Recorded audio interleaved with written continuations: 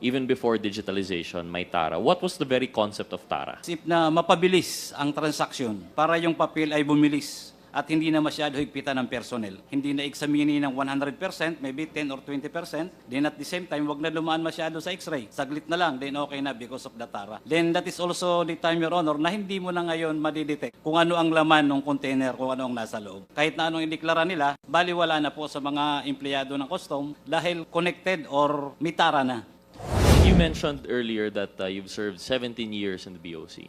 And TARA system has always existed. So this mafia has always existed? Yes, Your Honor.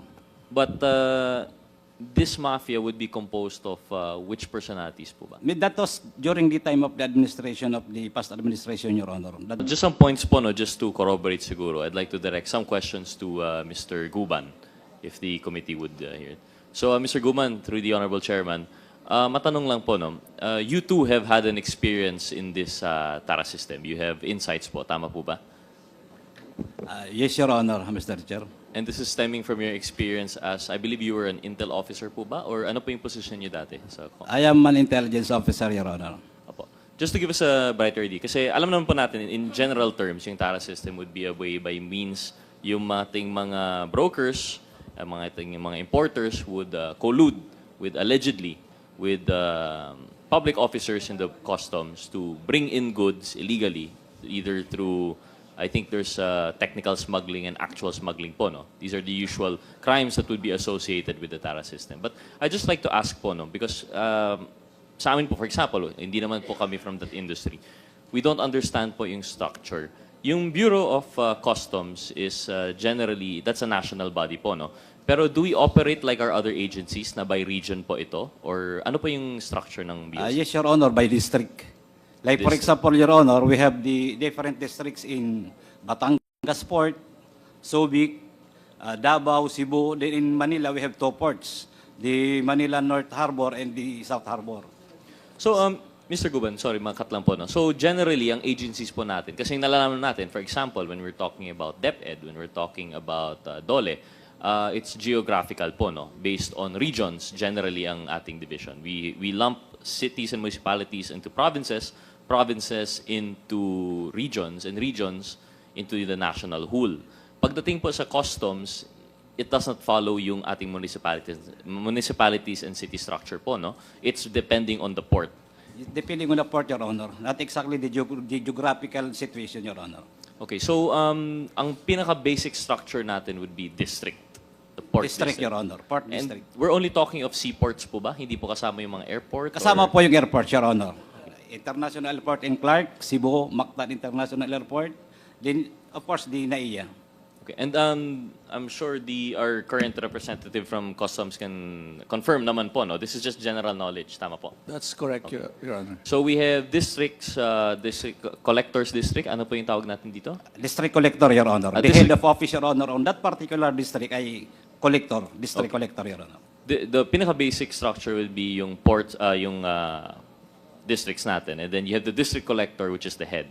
And they report, meron bang regional, meron bang by Luzon, Visayas, Mindanao, or straight to the Bureau? Your Honor, diretso na po yan sa Office of the Commissioner. Okay, so the Office of the Commissioner, which is composed of how many commissioners nga po tayo? One commissioner, Your Honor, and I think this are about 3 deputy commissioner and 1 assistant commissioner. Yung deputy commissioners po natin, is that by operational area or different, ano? Nationwide, Your Honor. Nationwide, all 3. So 1 commissioner, 3 deputies, and then yung district collectors po natin. Yes, Your Honor. Where does your intelligence office come into play? Your Honor, we have also Deputy Commissioner for Intelligence Group. Then to CIIS, Customs Intelligence and Investigation Service. Okay. And ano po yung trabaho ng ating intelligence service?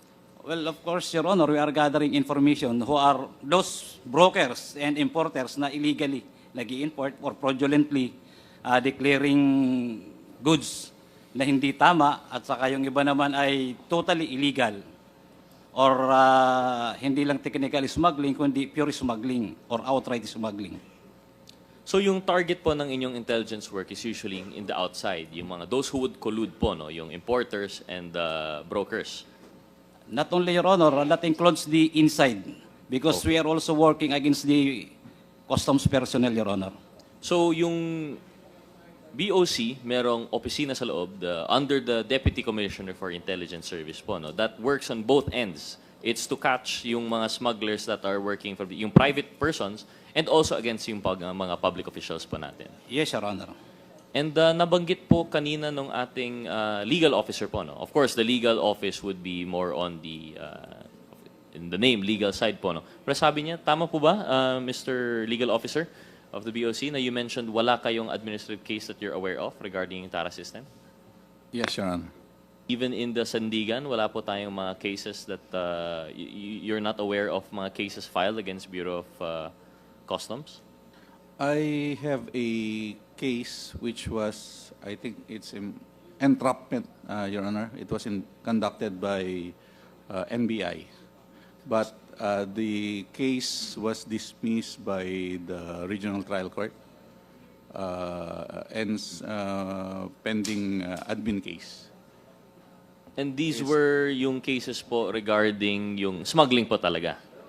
The entrapment was in relation to TARA particularly?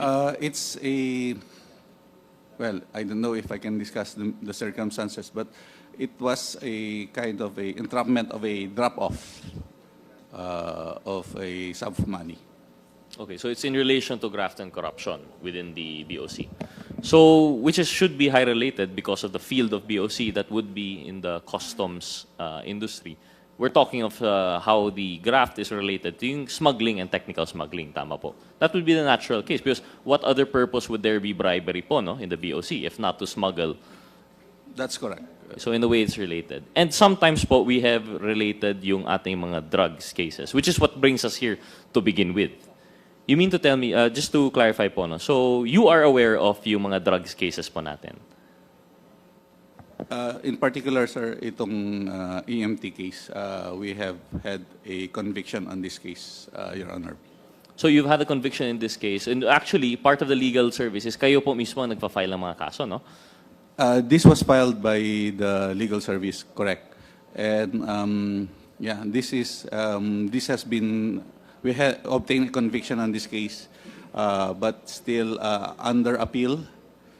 I did 3 accused filed an appeal, and the other one filed a motion for reconsideration. It's now pending before the court, regional trial court, and the Court of Appeals. So like the legal service po, through the Honorable Chairman, like the intelligence service, I mean, ang legal service po is pointed outwards towards yung mga private persons, yung importers, yung brokers, and also inwards. You would also file cases po against your own. Tama po ba? Yes, sir. Yes, sir. So you mean to tell me po, just to confirm, in the case of Mr. Mark Taguba, in which supposedly yung sa EMT, yung with drugs are now related, and there was a mention of the TARA, you would still say na di nyo po alam na may TARA system? In the EMT case, Your Honor, it's a case of, I suppose it was a case of misdeclaration, and then it was discovered upon source outside of the Philippines, and information came in that a certain shipment contains drugs. So when they acted on that active intelligence, they were able to follow the shipment, and they were able to follow and go to the site or location and found the items, Your Honor. The 5 crates, metal crates containing this shabu, Your Honor. But of course, since you are following this case, the allegations by Mr. Taguba that there is TARA system, that's the first time you've heard of it in your tenure in the BOC. I've heard about the TARA system that was mentioned by Taguba during the Senate inquiry on the matter. I believe I can remember that it was published, it was aired live, Your Honor. Thank you. I'll come back to that na po, no? Or perhaps in the next hearing when hopefully si Commissioner will join us because we want to take the input rin po of the BOC itself. But okay, we'll go back po siguro to Mr. Guban, please. With the Pardon, sir? indulgence of Chairman Acop. Mr. Guban, So, going back to the question po, no, I just wanted to confirm kasi po with legal, yung organizational structure po nila. And like the intelligence service, they focus both on the outside and inside the BOC.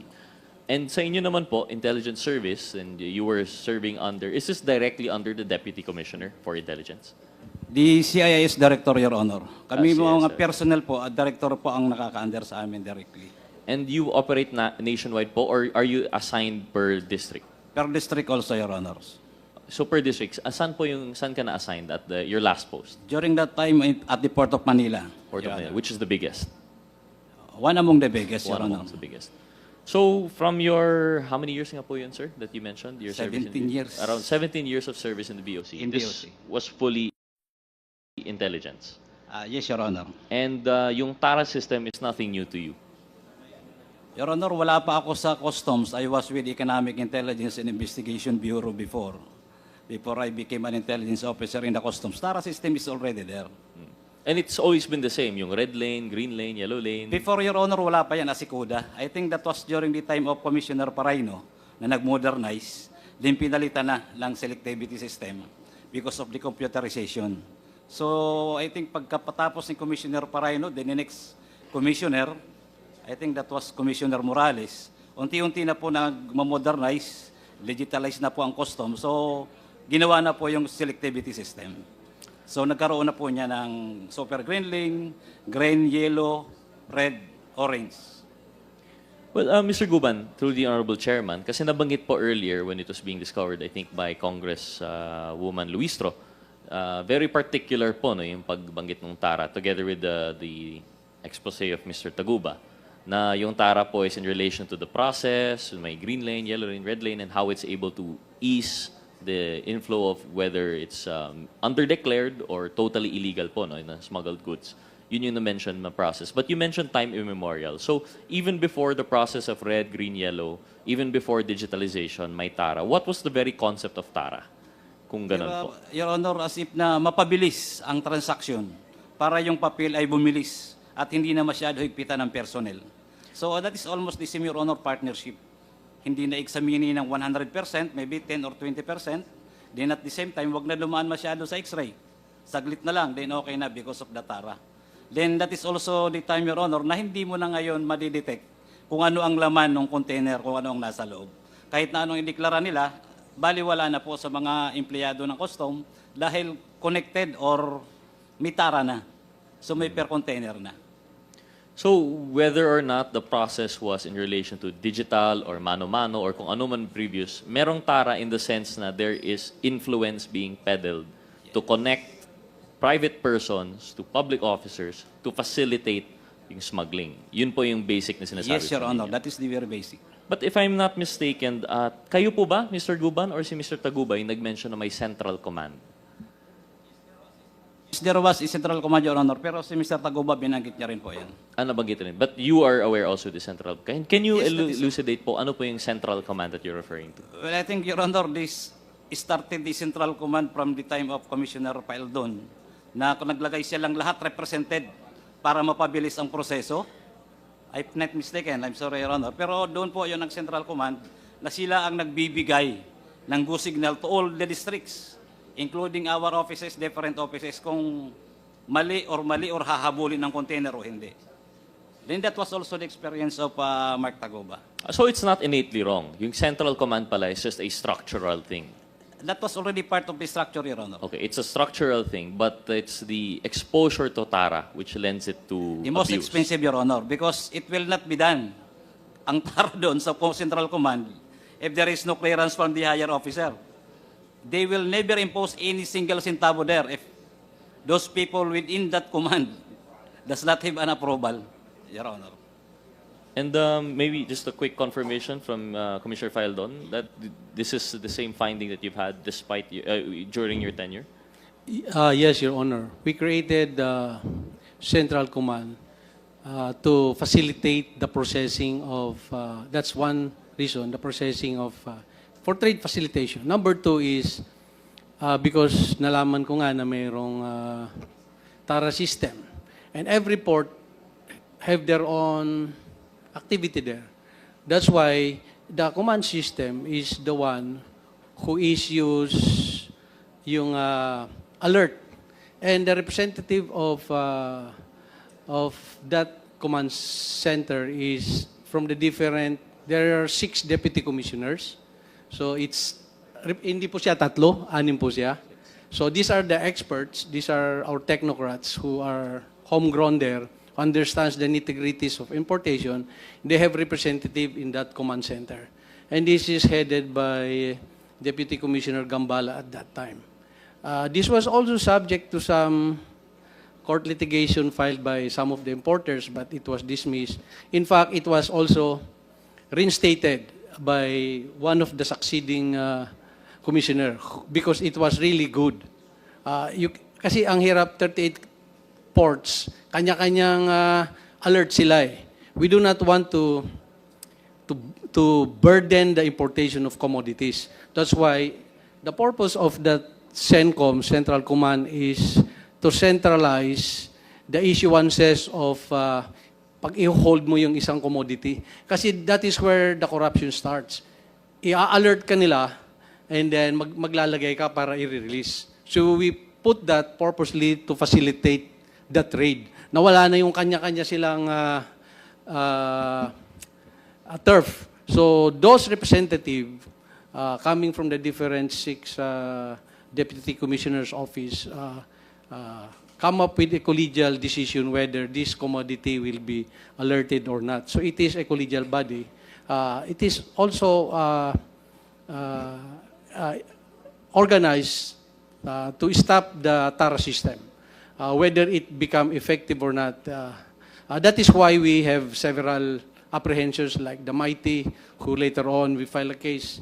Nanalo nga po tayo ng 33 billion. We have apprehended several yacht. May aeroplano pa kaming. So those are the result of that. But some importers did not like it because siyempre tatamaan ka kung meron kang nitty-gritties na ginagawa. So it's really the two sides of the coin. Who is nagsasabi ng totoo dito? So I leave it to your judgment whether it is. Yes, there was a case filed against it, but it was dismissed. The court find it legal and within the authority of the commissioner to put that up. That's why one of my successors instated it later on. Yeah, they called it operation center, but it functions the same. So I don't see it as something that is being projected by other sectors. It was really there to facilitate the trade and to curb the TARA system, Your Honor. Thank you, former Commissioner. So just to clarify po, no, in your opinion, the creation of this operational center was to fight a parang decentralized TARA. TARA within yung mga district. Yes, Your Honor, we did not just create that. During my time, we put CCTVs nationwide in all the ports. So we have eyes on all the ports and all the offices. That's why many people do not like it. In fact, there were hundreds of officials na nahuli namin through that system. Dahil nakatuto kami. And we filed cases, may na-dismiss, meron captain ng customs police, nahuli namin dyan sa Tara-Tara na yan. And was filed a case, dismissed. So, it was doing good when I was the one running it. That's why may mga umayaw doon sa sistema kasi nabago eh. Yung little turf nila in every port, nawala yon. So we removed their power to issue alert. Kasi yan ang nag-uumpisa yan, i-alert kita pag di ka magbigay. So tinanggal po namin yun, naging centralized siya.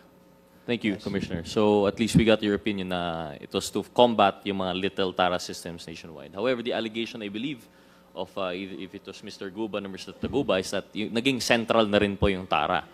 Dahil may central command, it became a smaller world where these are the only people whose palms you had to grease. Allegedly po, no? But I understand where you're coming from po, Commissioner. So with that said po, no? So we have now, although the structure is supposedly by district, naging centralized na po ito. And it reminds me of a statement that you made, Mr. Guban, yung may tinatawag kang mafia that would control the BOC. And you stand by that allegation po ba? Yes, Your Honor. And you mentioned earlier that you've served 17 years in the BOC. And TARA system has always existed. So this mafia has always existed?